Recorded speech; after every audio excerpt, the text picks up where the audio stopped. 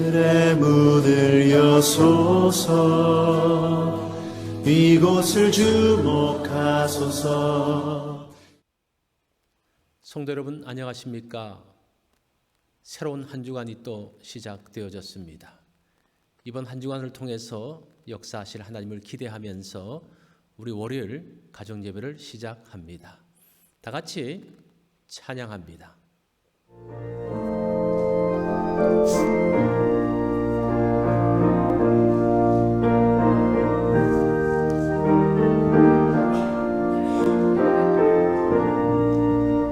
위에 계신 나의 친구 그의 사랑 시극하라. 이는 예수 그리스도 나의 구주 나의 친구 사랑은 나의 친구 늘 가까이 계시도다. 그의 사랑 놀랍도다. 변함없는 나의 친구 나를 위해 죽으시고 나를 구원하셨으니 기쁨으로 경배하며 찬양하리. 나의 친구 사랑하는 나의 친구 늘 가까이 계시도다.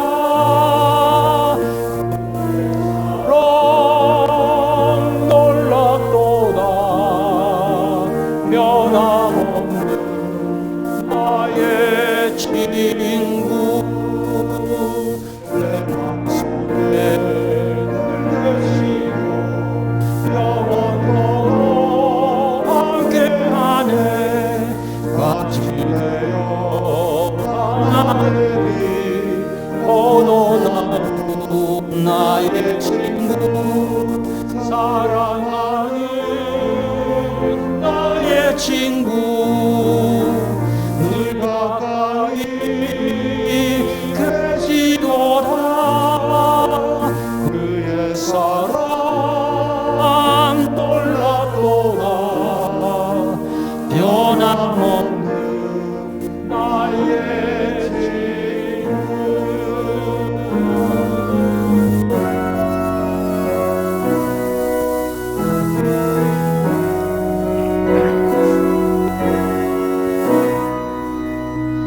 그날이 와 왕궁길을 그의 영광 바라보며 그의 발로 날아오르게 만나보리.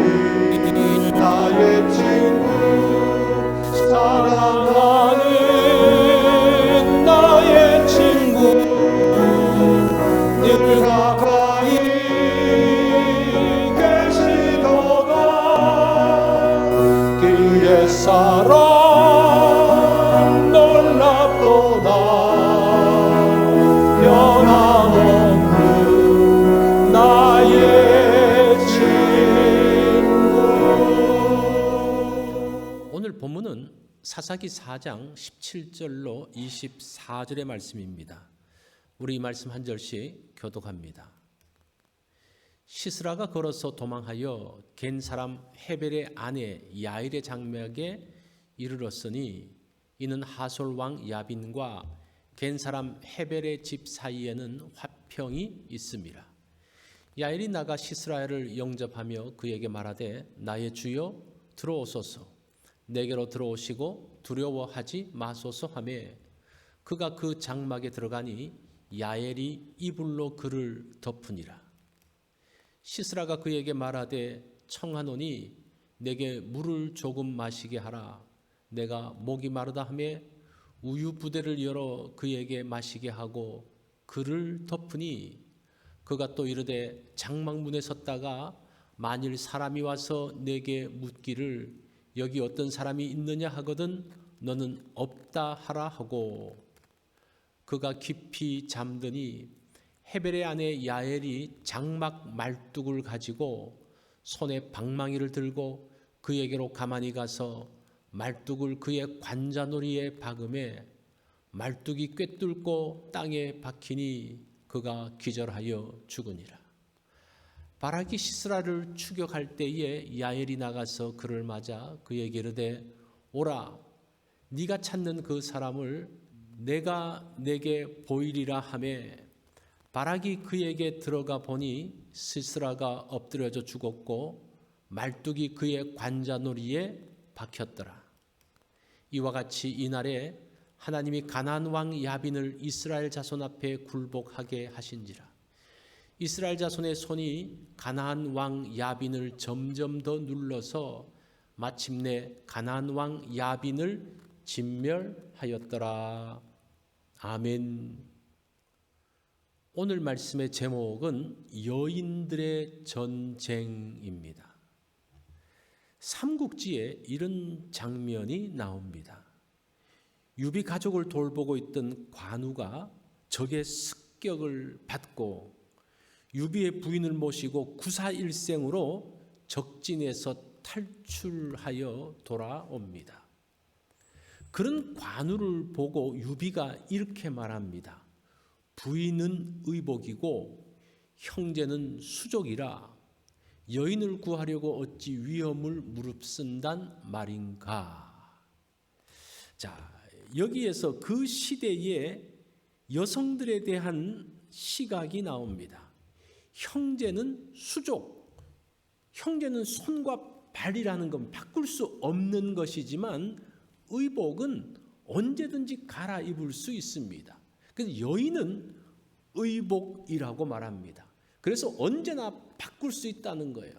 그래서 관우에게 그 여인을 위해서 그렇게 위험을 무릅쓰지 말라는 말입니다.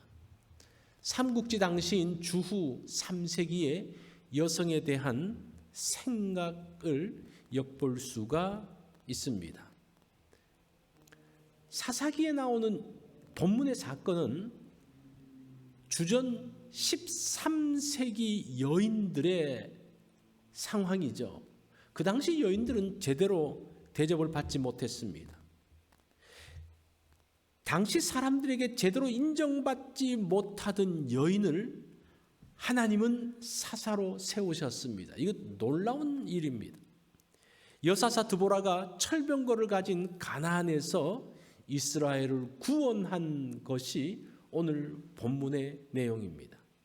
자, 21절 말씀을 보면 그가 깊이 잠드니 헤벨의 아내 야엘이 장막 말뚝을 가지고 손에 방망이를 들고 그에게로 가만히 가서 말뚝을 그의 관자놀이에 박음에 말뚝이 꿰뚫고 땅에 박히니 그가 기절하여 죽으니라. 이번 전쟁에서는 두 여인이 큰 활약을 합니다. 드보라는 전쟁을 시작해서 적군을 무찌릅니다. 헤벨의 아내 야엘은 가나안 장군 시스라를 죽임으로 인해서 가나안 전쟁을 마무리합니다.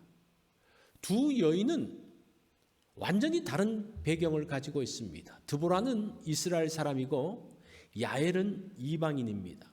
드보라는 지도자였고 야엘은 평범한 주부였습니다. 그런데 드보라는 전쟁에 적극적으로 참여하는 사람이었고 야엘은 전쟁에 소극적으로 참여하는 사람이었습니다. 완전히 다른 여인이었지만 이들 사이에 공통점이 있습니다. 이들은 동일한 적과 싸웠다는 겁니다.